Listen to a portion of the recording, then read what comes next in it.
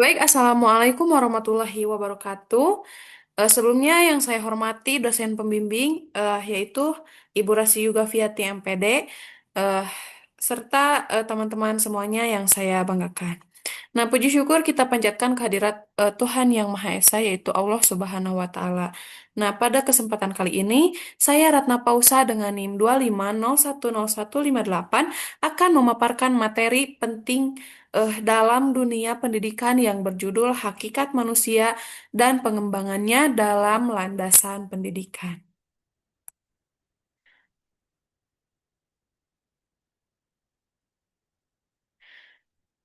Nah, teman-teman sekalian, sebelum kita melangkah jauh pada kurikulum, metode, atau teknologi pendidikan, kita harus menjawab pertanyaan mendasar. Nah, siapa sebenarnya manusia yang kita didik itu? Nah, manusia memiliki karakteristik prinsipil yang membedakan secara mutlak dari makhluk lain, yang kita sebut sebagai wujud sifat hakikat manusia, gitu ya. Hmm. Nah, eh ada 8 wujud nyata dari sifat hakikat ini. Pertama, manusia itu atau kita itu punya kemampuan menyadari diri. Contohnya, kita bisa eh, menyadari apa kelebihan dan kekurangan kita, seperti itu. Yang kedua ada kita itu bereksistensi. Nah, kita tidak sekadar ada gitu ya di dunia itu seperti batu gitu atau pohon atau rumah gitu ya. Jadi sekedar ada. Nah, tapi kita itu menempatkan diri dan merancang masa depan kita. Nah, yang ketiga ada kita dibekali kata hati gitu ya atau conscience gitu ya untuk membedakan yang benar dan yang salah nih. Kita kan sebagai manusia gitu ya bisa gitu ya membedakan mana nih yang benar dan mana nih yang kurang benar gitu ya atau yang salah gitu ya. Nah, yang kemudian dari kata hati itu melahirkan moral gitu ya atau etika dalam tindakan nyata seperti itu. Lalu, nah ketika bertindak, manusia itu memikul tanggung jawab. Yang kelima itu ya, tanggung jawab atas pilihannya dan merasakan indahnya kebebasan atau kemerdekaan gitu ya dari tanggung jawab tersebut. Setelah melakukan tanggung jawab tersebut gitu ya, jadi kita terbebas gitu ya dari tanggung jawab atau merasakan kemerdekaan gitu ya. Nah, namun kebebasan itu dibatasi nih oleh kewajiban dan hak orang lain demi keharmonisan gitu ya. Jadi tetap setelah kita merasakan kebebasan itu, tapi kita punya kewajiban dan hak kita yang harus kita penuhi. Nah, ujung dari pemenuhan semua ini adalah kemampuan manusia dalam menghayati kebahagiaan sejati gitu ya. Jadi setelah kita bertanggung jawab, setelah eh, kita memenuhi kewajiban dan hak kita gitu ya, kita akan merasakan kebahagiaan seperti itu. Nah, untuk menjaga agar sifat hakikat manusia tersebut tetap terarah, nah, ma- eh, manusia itu tetap memerlukan kontrol diri yang kuat gitu ya, melalui disiplin. Nah, di sini ada 4 aspek disiplin. Nah, keempat aspek ini yaitu saling mengikat gitu ya. Yang pertama, disiplin rasional yang didasarkan pada akal sehat gitu ya. Nah, disiplin rasional ini berbasis pikiran gitu. Dasarnya itu adalah logika. Nah, pemahamannya dari disiplin rasional ini adalah benar atau salah. Nah, reaksinya dari disiplin rasional ini adalah rasa bersalah gitu ya. Nah, di dalam bimbingan dan konseling, disiplin rasional ini berkaitan dengan kognitif klien, seperti itu. Lalu yang kedua adalah disiplin sosial. Nah, disiplin sosial ini tunduk pada aturan masyarakat gitu ya. Nah, disiplin sosial ini berbasis lingkungan.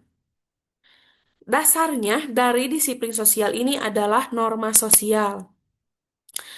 reaksinya dari disiplin sosial ini adalah rasa malu nih. Nah, di dalam bimbingan dan konseling, disiplin sosial ini berhubungan dengan penyesuaian sosial seperti itu.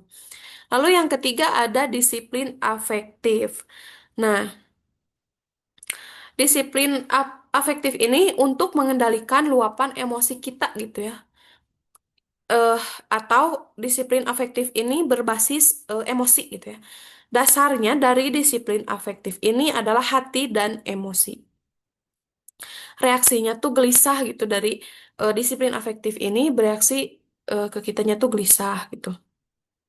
Nah, dan di dalam bimbingan dan konseling ini eh, disiplin afektif ini berhubungan dengan kesehatan emosional dan konflik batin gitu ya. Dah, dan yang paling tinggi itu ya, yang paling tinggi adalah disiplin agama gitu, atau disiplin spiritual. Nah, disiplin ini sebagai wujud ketaatan kita pada perintah Sang Pencipta gitu ya. Nah, disiplin agama ini berbasis tadi spiritual tadi ya. Nah, dasarnya eh, kepada Tuhan gitu ya. Nah, reaksinya ketika melakukan kesalahan kita merasa berdosa gitu. Nah, di dalam bimbingan dan konseling, disiplin agama ini berhubungan dengan konseling berbasis nilai religius. Seperti itu. Itu adalah 4 aspek disiplin. Selanjutnya, mari kita bedah gitu ya lebih dalam dimensi-dimensi manusia dan pengembangannya. Nah, manusia itu lahir itu tidak kosong gitu ya. Manusia tidak hanya sebagai makhluk biologis, tapi manusia juga sebagai makhluk eh, psikologi sosial, moral, dan spiritual. Nah, bagaimana sih manusia sebagai makhluk biologis itu? Nah, manusia sebagai makhluk biologis itu adalah bertumbuh, berkembang, dan beranak pinak seperti itu. Lalu, manusia sebagai makhluk psikologis. Nah, itu tuh ketika kita melihat ada orang yang terluka, em, kita itu ikut sedih gitu ya, karena kita adalah makhluk psikologis. Lalu manusia sebagai makhluk sosial.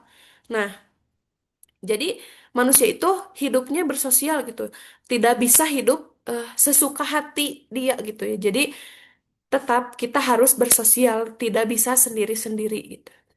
Lalu eh, manusia itu adalah makhluk moral gitu ya. Manusia itu tahu yang mana yang bermoral, moral, dan yang mana yang irasional. Nah, yang terakhir adalah makhluk spiritual, yaitu kita itu mempercayai adanya Tuhan. Nah, manusia itu lahir itu tidak kosong, melainkan membawa 4 potensi dimensi dasar yang saling bertautan satu sama lain. Yang pertama adalah keindividualan, di mana fokus utamanya adalah keunikan diri. Karena eh, individu itu atau manusia itu unik gitu, dan tidak bisa disamaratakan gitu. Walaupun kembar gitu ya, kembar identik sekalipun, tapi tetap saja manusia itu punya perbedaan gitu ya, karena manusia itu unik gitu. Yang kedua adalah dimensi kesosialan. Nah, dimensi kesosialan ini berfokus pada kebutuhan kita untuk berinteraksi gitu ya. Karena kita tidak bisa hidup mandiri tanpa sesama gitu ya. Jadi artinya kita tuh sebagai manusia butuh orang lain gitu ya. Kalau di bimbingan konseling itu namanya relasi interpersonal gitu ya. Selanjutnya dimensi ketiga adalah kesusilaan. Nah, dimensi kesusilaan ini fokus pada pemahaman akan nilai dan norma moral gitu ya. Nah, artinya kita sebagai manusia punya nilai moral gitu ya. Kalau di bimbingan dan konseling itu namanya pembentukan karakter gitu. Lalu dimensi yang terakhir atau yang keempat adalah keberagaman. Nah, fokusnya pada hubungan vertikal yang sakral antara manusia dengan Tuhan Yang Maha Esa serta keyakinan spiritual yang dianutnya. Artinya, manusia itu eh, beragama, beriman. Nah, karena manusia adalah makhluk religius yang sudah tadi dijelaskan. Seperti itu. Lalu selanjutnya, nah lantas bagaimana pendidikan memperlakukan keempat dimensi ini? Nah, disinilah berlaku prinsip pengembangan dimensi. Idealnya, pendidikan harus menerapkan pengembangan yang utuh atau yang holistik gitu ya. Artinya, keempat dimensi tadi dikembangkan secara seimbang, selaras, dan serasi gitu ya. Nah, jangan sampai kita tuh terjebak pada pengembangan yang tidak utuh. Nah, misalnya sekolah hanya melatih otak anak gitu ya, atau otak peserta didik gitu agar pintar secara individual gitu ya. Tetapi mengabaikan kesusilaan dan keberagamaannya gitu ya.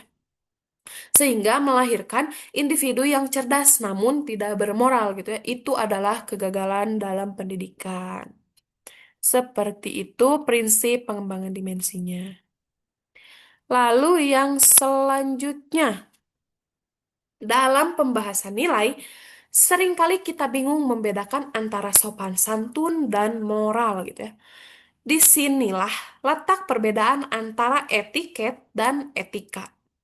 Nah, etiket itu berbicara tentang cara suatu perbuatan dilakukan berdasarkan tradisi masyarakat gitu ya. Karena etiket itu bersifat eksternal gitu ya. Nah, etiket itu berfokus pada sopan atau tidak sopan gitu ya. Nah, tadi eh, etiket itu adalah cara gitu ya. Contohnya dari etiket ini adalah makan menggunakan tangan kanan. Nah, caranya dianggap sopan di suatu tempat, tapi belum tentu di tempat lain seperti itu. Lalu, eh, sedangkan etika menyangkut batin dan substansi tindakan, yaitu apakah perbuatan itu boleh dilakukan atau tidak. Karena etika ini bersifat internal. Etika ini sadar gitu ya pada diri sendiri gitu. Nah, etika ini berfokus pada baik atau buruk. Nah, etika ini adalah sebuah perkataan jujur gitu ya. Contohnya mencuri, berbohong, atau menyakiti orang lain adalah salah gitu ya secara etika. Nah, terlepas dari bagaimanapun caranya, etika bersifat universal dan mendalam seperti itu. Lalu selanjutnya, ketika kita berhasil mengembangkan seluruh potensi dan mengarahkan etika dengan benar, barulah kita dapat mewujudkan apa yang dinamakan sosok manusia seutuhnya. Ya. Nah, manusia seutuhnya adalah individu yang memiliki keseimbangan total. Nah, konsep manusia seutuhnya merupakan gambaran ideal gitu ya. Terlihat dari perspektif pendidikan manusia itu tidak hanya dipandang sebagai makhluk biologis atau makhluk ekonomi. Manusia seutuhnya itu berkembang dalam fisik, intelektual, emosional, sosial, moral, spiritual gitu ya. Nah, manusia itu bertumbuh itu tidak hanya secara fisik gitu ya, tapi intelektualnya juga manusia itu bertumbuh bertumbuh gitu ya atau kecerdasannya gitu ya. Nah, proses pendidikan ini diharapkan agar bisa melahirkan para murid yang cerdas secara intelektual, matang secara emosional, bertanggung jawab secara sosial, memiliki moral dan akhlak yang baik ya. Nah, manusia seutuhnya adalah individu yang memiliki keseimbangan total. Otaknya tajam lewat potensi kognitif, hatinya bersih dan mulia lewat potensi afektif, dan fisiknya sehat dan terampil lewat potensi psikomotorik. Nah, ketiganya ini menyatu membentuk harmoni kehidupan. Seperti itu. Lalu, dari seluruh pemaparan ini, muncullah pertanyaan krusial. Mengapa kita sebagai calon pendidik atau pendidik gitu ya, harus memiliki gambaran yang sangat jelas gitu ya tentang hakikat manusia? Nah, jawabannya ada 4 hal nih. Yang pertama, kita tahu arah dan tujuan kemana kita membimbing siswa kita. Nah, yang kedua, untuk mencegah terjadinya malpraktik pendidikan atau salah perlakuan gitu, seperti mendidik dengan kekerasan atau paksaan yang mematikan keunikan anak, seperti itu. Nah, jawaban yang ketiga adalah pemahaman ini menjadi dasar bagi kita untuk memilih metode dan pendekatan mengajar yang tepat dan humanis. Dan yang terakhir atau yang keempat itu adalah agar kita sadar untuk memantaskan diri gitu ya, menjadi teladan yang otentik bagi mereka. Seperti itu. Wah, sudah di penghujung. Sebagai kesimpulan dari presentasi saya hari ini, manusia adalah makhluk multimedia mohon maaf, multidimensional yang unik dengan berbagai potensi bawaan. Oleh karena itu, proses pendidikan pada dasarnya adalah sebuah upaya humanisasi atau memanusiakan manusia. Nah, kita bertugas memfasilitasi seluruh dimensi manusia, seperti keindividualan, kesosialan, kesusilaan, dan keberagamaan secara utuh dan seimbang. Nah, seorang pendidik wajib memegang teguh gambaran jernih mengenai hakikat manusia agar proses mendidik tidak salah arah dan berhasil melahirkan sosok manusia seutuhnya yang mandiri, bermoral, serta bertanggung jawab. Seperti itu. Demikian presentasi dari saya. Semoga apa yang saya sampaikan dapat menjadi refleksi mendalam bagi kita semua dalam dunia pendidikan. Terima kasih banyak atas perhatiannya. Wabillahi taufiq wal hidayah. Waridul inayah. Wassalamualaikum warahmatullahi wabarakatuh.